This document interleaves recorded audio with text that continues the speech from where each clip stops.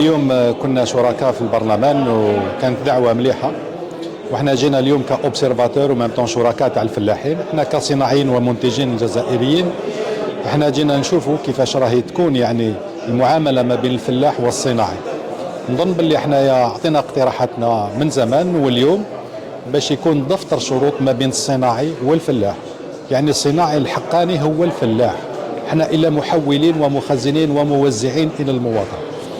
نظن باللي اليوم احنا نقول باللي الصناعي ماهوش حاب يملك الاراضي، راه يحب يخليها في يد الفلاح.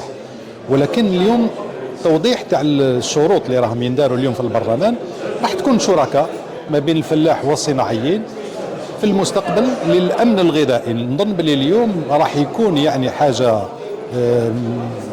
كبيره لو كان يكون يعني توضيحات في هذه القوانين والتشريعات هذويا باش الفلاح يلقى طريقه والصناعي يلقى روحه.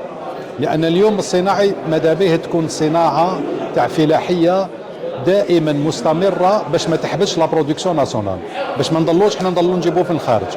والفلاح ثاني لازم يكون عنده دفتر شروط، هو ثاني يكون مطمئن كي يكون عنده دفتر شروط على 5 سنين على 10 سنين يخدم في الأرض وعلى باله باللي واش راح ينتج من هذيك الأرض راح تروح مباشرة للصناعة. نظن باللي الطماطم حاجة مليحة اللي احنا شفناها في الخارج، كان نيكزومبل يعني مثال هايل. ونظن باللي هذا المثال لازم يكون اكثر واكثر. حتى الصناعيين لازم يتحركوا يروحوا من كما نقول يروحوا للجنوب الجزائر، من الشمال الى الجنوب باش يحطوا حتى كما الاليات تاعهم. احنا ماناش متخوفين من الصحراء او من التكنولوجيا، احنا عندنا كل يعني الالات والتكنولوجيا باش نروحوا للصحراء مع الفلاحين تاعنا باش نحاولوا باش ما يكونش يعني ديبيرديسيون في الوقت مع الكيلومتراج اللي عندنا ما بين يعني كما نقول الشمال والجنوب او الجنوب والشمال.